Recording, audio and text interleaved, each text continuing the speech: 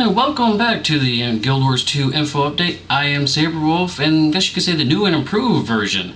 Yeah, I know it's been a while since I talked to you all out there in the YouTube world, but hey, there's been a couple reasons for that. Number one is, well, overall lack of Guild Wars 2 information. Like we'll note later in the show, is that, well, kind of hard for me to report any information about Guild Wars 2 when there really isn't any information about Guild Wars 2 to report from ArenaNet. I can't just make up facts or information about a game like that if the developers aren't releasing any info about the game. Plus, also, it's the holiday season, so it's a busy time of year, plus the Guild Wars, they still maintain Guild Wars 1 with all the Winter's Day stuff and like that, so they're having new content coming into the Guild Wars 1 game as well as developing Guild Wars 2. So you also have to keep in mind that while they're developing a new game, they're also maintaining the current game as well. So keep those in mind. I will do these videos like that as information comes out. Now I do have a little bit of information for you, and actually I'm not actually doing this information alone. I'm actually going to bring somebody with me via Skype. So with me today is my co-host from the Guild Mag podcast, Melchior Devenholm. How you doing, Mal? Surprise! Yes, you actually get to see his face for the first time. Scary, isn't it? Yes, it is. Now, actually, like we said, we do have a couple little tidbits of Guild Wars 2 related info. Some of it is Guild Wars 1 related. And the first off is the Hall of Monuments information. Hall of Monuments is basically Guild Wars 1 content that you've completed or stuff you might have collected, and transferring all that into Guild Wars 2 for some perks and like that.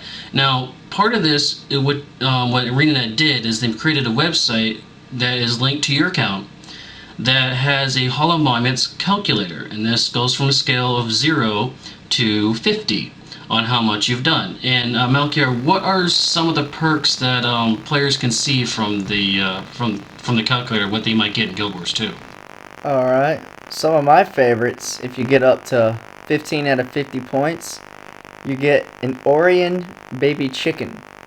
You get an undead little baby chicken to carry around as a mini pet.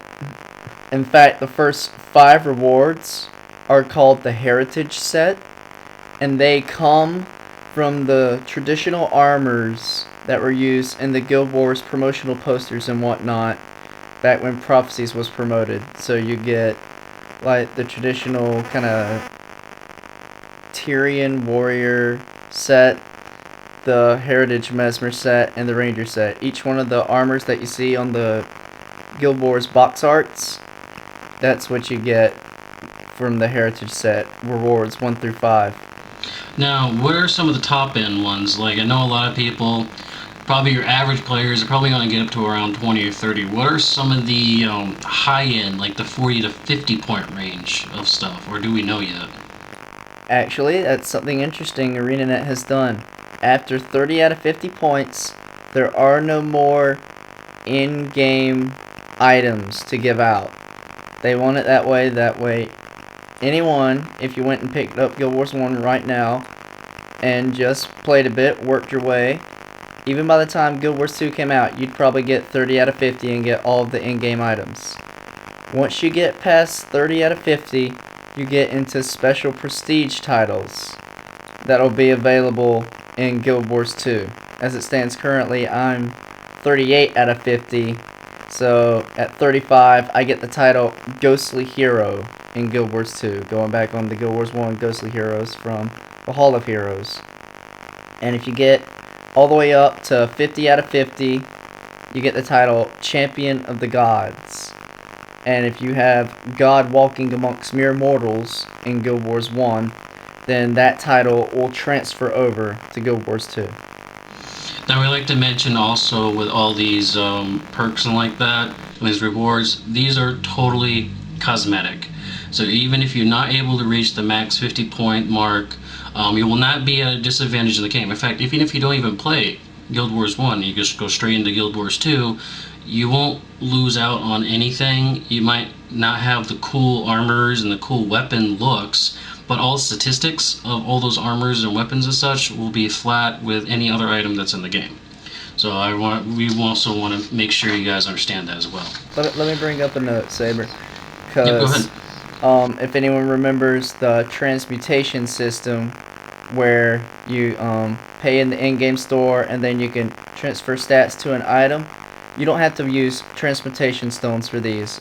Regina pointed out several months ago on the forums when the Holo Monuments calculator was first revealed, there will be a free sort of system that will allow you to take your Holo Monument items with you throughout any level possible. You don't have to Oh, pay for these. well, that's definitely a good thing to keep in mind. Indeed. The other big thing of news from Guild Wars 2 from news came actually from Kill 10 Rats, Ravius, who actually is, like I said, a guild member of mine from the Servants of Fortuna. And the big news item from that was the 5-page article about energy and cooldown skill systems and how they're going to be implementing this into the Guild Wars 2 game. Now, originally it started with just cooldown of skills only, and they actually decided to go into energy usage as an added feature. Malkier, what were some other factors and info from the energy skills kind of deal from that article that you found? One of the main points that was presented in the interview on energy and skills was that it costs more energy to be defensive than offensive. What this translates into is if you're constantly trying to block attacks or do everything to help yourself stay alive, then you are not contributing to the team, and so you're going to burn out your energy faster, which will either cause you to pop more potions or eventually die. Yeah, and that's about the debated thing about potions. Is one thing to note about potions is that it will only bring back a percentage max of your energy. It won't bring it all back. No, it's about 60-70% of your energy. Yeah. Or was it 50-60? Something of the sort. Yeah, I don't know, 50 to 70, somewhere around there. So even if you pop one of these potions, it's not going to get your entire bar all the way back up to full. You'll only get a portion of it filled. So. And the potions have an increased cooldown whenever you use them in combat. So you're not just going to be popping potions like a madman to take out content 10 levels higher than you. Yes, definitely, that's true. The only last bit of notes of Guild Wars 2 related stuff, there's little tidbits for you, is that when it's ready article, I guess this is the whole theme of the show, is like when the game is ready. We still don't know when the release date is. But ArenaNet's Eric Flonham did post something on the ArenaNet blog site, an article called When It's Ready, talking about this. And he just basically talked about the information about how they release the information, how many chains of departments they have to go through with the video making, the information releases, the editing, the it goes through every single department in the entire ArenaNet office. And they also mentioned about how they're still working on the user interface. So the user interface that you saw at PAX and at the German Gamescom, thanks. That the user interface you saw there won't exactly be the same. They're trying to make it more user-friendly. Also, about this whole thing about when it's ready, and our friends over at Guildcast, which is another podcast group, had an interview with Regina and Martin, and Regina Buonabera, who is one of the community managers there, had this to say about Guild Wars 2 information for the remainder of 2010. Yeah, I mean, there's a bit of a lull in terms of activity in the community right now, but it's only because, we were heads down developing the game, and, of course, the holidays are coming up. So, we know that the Guild Wars 2 community is anxiously waiting for new information. For now, they can relax until we're ready to show them new stuff next year. So, Malkier, I guess, we've been praying for, is that we will not see that fifth profession before the end of this year, unfortunately. It doesn't look like it. It's so unfortunate, but we can wait. There's stuff to do in Guild Wars now. Winter's Day is right around the corner. That's right, Winter's Day is right around the corner, so hopefully we'll be seeing something new for Winter's Day, along with some new costumes and like that. And the continuation of the War and Crisis series is actually starting. So there's actually a lot of new content for Guild Wars 1 coming out. So they haven't really forgotten about Guild Wars 2 at all, and they're putting stuff into Guild Wars 1, but they're also working Guild Wars 2 around the clock as well. So don't worry. But going back on reflection-wise, going back to the rest of this year, Melchior, what was the biggest video? What was the biggest thing that you got from Guild Wars 2 information that came out? The biggest info reveal or the biggest video? The biggest video info. Like, what was the big things that just made you say wow? Okay, the first thing that made me say wow, way back last year, August 2000. What was last year? 9. Yeah, August 2009 last year. People are still like Guild Wars 2 vaporware, Guild Wars 2 vaporware.